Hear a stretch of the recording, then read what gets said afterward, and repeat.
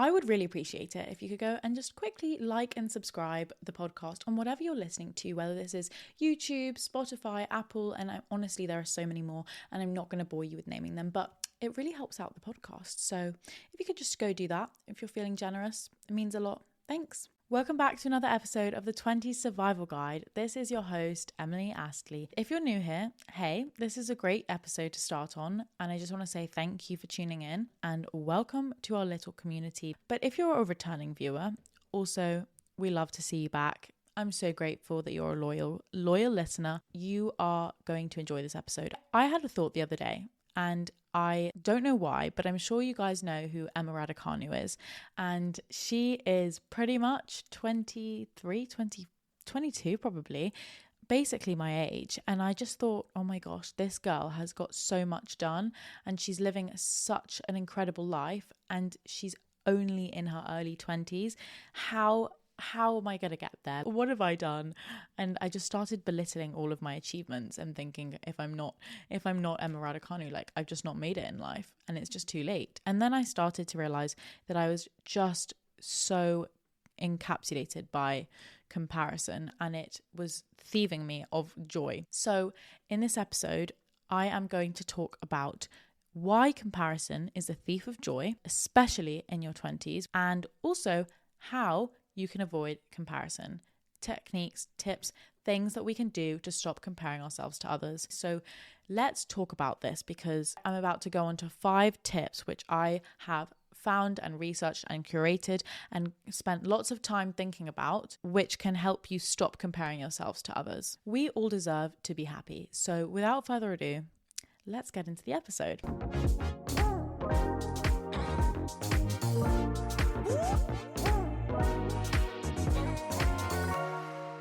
Please go and subscribe to the podcast, whatever you're watching this on, whether that is Spotify, Apple, YouTube. Honestly, there's so many more and I'm not going to bore you with naming them. It really means a lot and it helps us grow this little community. So firstly, I'm going to give you my opinions as to why we are so susceptible to comparison and why we all do it so much. In this day and age, a big part of it is social media. So we are constantly filling our brains with what other people are doing because now that there's social media where there wasn't in our parents' age, it's just so easy to see what other people are doing all the time. And you're like, okay, this person is a successful filmmaker. This person is literally a mathematician and they are making money from social media at the same time. Like what? There's just so many different career paths and you're just like, I don't know where to begin. And then you just start shoving yourself in like a little hole of how much you can achieve. And it's just literally horrible. It's so horrible. And it takes up so much energy. So I think social media is a big reason now why we are so susceptible to comparison. I think another really big reason is that we feel this extra pressure to exceed people's expectations or fulfill them. So that might be what your parents want you to do or what you think they want you to do with your life. When you're at family events and they're asking you what are you doing with your life, I feel like you just have a certain pressure to say something that they are going to be proud of you for, whether it's what you want to do or not. There's just this extra pressure to fulfill your own expectations, other people's expectations, and we'll talk about that because it's so hard to not let that get in the way. And also just actually thinking, can I actually do this? Like, can I achieve what I really want to do? If I don't think I can, then I'm just going to start comparing myself to others. That is so not me aiming this at anyone, because I am not saying that I don't do this. Again, I am not preaching, guys, because I do every single one of those things that I have just said. I fill my brain with social media, which makes me look at people and be like, I wish I had that life. I feel this extra pressure all the time to fulfill people's expectations, whether that's family or whether that's friends, whether that's what I think people will want me to do or look good doing. And I'm always thinking, okay, am I actually going to be able to achieve this journey that I want for myself in life? So if you also do that, don't feel bad about yourself because we all do it. That's why I'm about to go on to 5 tips which I have found and researched and curated and spent lots of time thinking about, which can help you stop comparing yourselves to others. Tip number 1, recognize when you're most susceptible to comparison. This is being self-aware, and this is noticing when are you most likely to start comparing yourself to others. Are you triggered the most when someone else is talking about their career? And that's probably because you have these strong aspirations career-wise, and when someone else is talking about their triumphs in their career, you then start comparing yourself in that situation because it is an aspect of your life that really, really matters to you. So that is an example of where you'd find yourself triggered by someone and you start comparing yourself in those situations. I'm noticing that I'm comparing myself now. That's the hardest part though, because it's all good and well to compare yourselves in the moment and then afterwards feel, oh, it's really, really annoying. But that's not going to help you catch yourself in the time that you're comparing yourself and realize, oh, what are we talking about right now that's making me feel this way? Why am I feeling this way? Has some event just happened in my life? Have I messed up at work? You know, all these things are important factors that you need to think about when you realize that you're comparing yourself to someone. So let's bring it back to the career example. I am feeling like they are earning more than me and they are smarter than me and they have a better job with a better boss and a better workplace and a better culture. And you note those down and you start saying, I'm not good enough because I don't have this and I don't have the ability to get a job like that because I'm not as smart and I'm not as this. Write this down and then look back and notice and see, is this actually true or not? Like, do I actually feel that way towards that person? Do I really want what they have? And also, do I really feel like I'm being true to myself when I'm saying I don't have the ability to get there, you know? Because reality is you'll write that down and think, okay, no, actually, if I be honest with myself, I am smart enough. I am. And I can go and get the job that they also have. I just don't maybe want it. And then once you've done that, you're actually giving yourself time to think, is it just my subconscious trying to eat away at me and make me feel like I'm not good enough? Because sometimes it just is. And you know deep down that you are good enough. And it's just, comparison is just genuinely like absolutely the worst thing ever. And once you start doing it more and more, it becomes a habit, just like all things do. The second tip I have is to practice self-compassion. And this is important, right? Because I'm not getting into this episode telling you guys that there is a solution and you can be someone who never compares yourself to others and it doesn't have to be done and we can all get over that if we just try.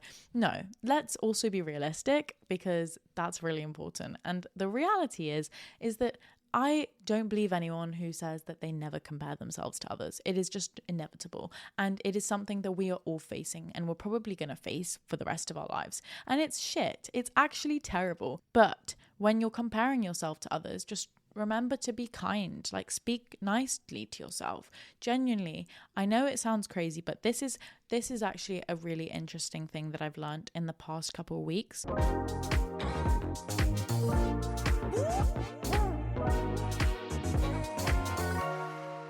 This is actually a really interesting thing that I've learned in the past couple of weeks. I have caught myself being so negative internally. From the minute I wake up, I will catch myself being like, oh, you're so stupid. That was so dumb. Why did you say that? Why did you do that? I'm sick of that internal voice.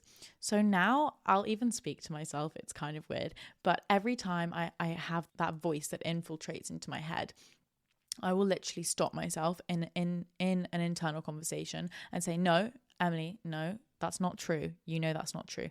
So I'm kind of in a constant war in my head, which sounds exhausting, but it's a battle combating every negative thought. And I'm also speaking in my head saying, no, that's not true. Go away.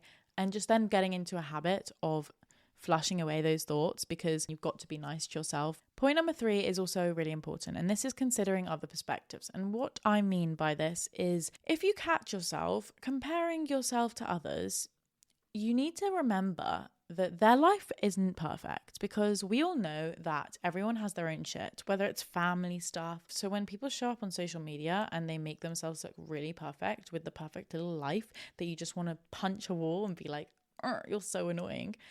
You have to remember that there's so much going on behind the scenes that that you have no idea about, and they are definitely not living a perfect life. And this comes down to the career example again. If someone is talking about how amazing their career is and how happy they are, and you're thinking, I want that, you're comparing yourself to the best version of them. That's just one snippet of them. And there is parts of them that are just not that, and they don't always live in this perfect version of themselves, and you're only comparing yourself to the tip top of that, which is just not realistic again, because you're comparing your worst almost to their best, and it's like, that's not an even playing field. Just always remember that when someone looks like they have a perfect life, they don't. There's so much going on that we don't know about. It's good to remember that, because when you're thinking, oh, I just feel like I'm the only one in this, you're not, and you're not alone, and we are all going through this. So just always remember that. You never know what's really going on. So that's another reason to not compare yourself to others. Number 4 is take action. This is actually my favorite point. And when I say take action, I mean you need to use this comparison, because there is a way that we can reduce comparing ourselves to others, but I can't guarantee that we can stop it altogether. It's almost like using this comparison as a form of healthy competition. And I'm not saying competing against your friends, and there are ways you can use it to your advantage. The last one is don't let fear paralyze you. This is more of a statement, but it's so true. So comparison is the thief of joy, we know that, but it also allows you to be paralyzed by fear. This fear will push us into this hole and this box that we shove ourselves into, and we think, okay, this is who I am, and I can't then go and excel and move away from this box. So many people don't realize how much they are paralyzed by fear. That really difficult call that you have to have at work, or that vulnerable post that you want to go put out there on Instagram, but you're really worried because you're worried of people judging you. The worry and the fear is always worse than actually the outcome. It's always not as scary once you've done it and you realize afterwards, oh, that wasn't even that bad. The worst part is just the before, where you're fearing of just how bad it can be. I'm just using that as a big motto this year. I always in the morning go and reply to those texts that I just don't want to, if there are any, and I'll just get it done, because things just do get worse when you leave them and they wait and they linger, and then you have this regret of what if, It's easier said than done, and I completely understand that, but we are literally so young. This is the time where you're supposed to take the risks, and I really believe that there is no better time than now. So genuinely just jump in with 2 feet. That's how I normally do things, and then I'll deal with the consequences later.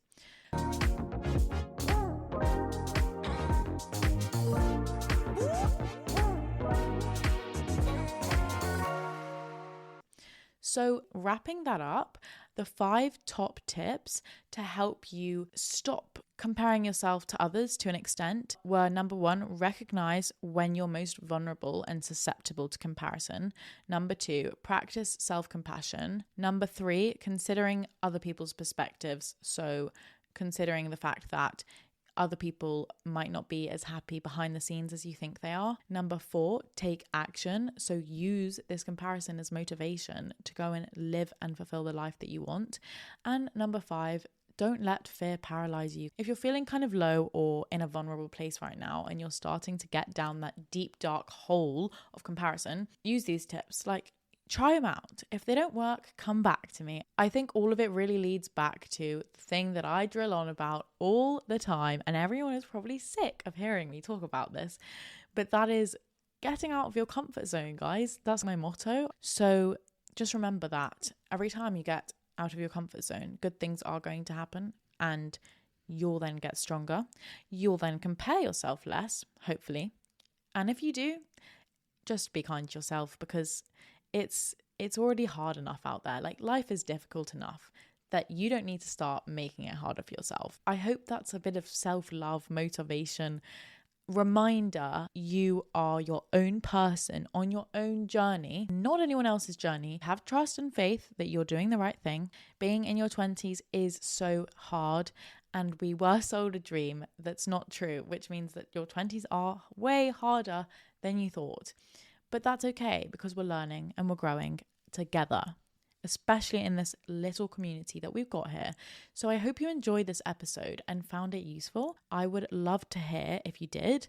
Write it in the comments. Please go and subscribe to the podcast, whatever you're watching this on, whether that is Spotify, Apple, YouTube. Honestly, there's so many more and I'm not going to bore you with naming them. But it really means a lot and it helps us grow this little community. If you've listened this long, I really appreciate you. Go and do what you want to do and remember that you're doing great, and I shall see you guys next Wednesday.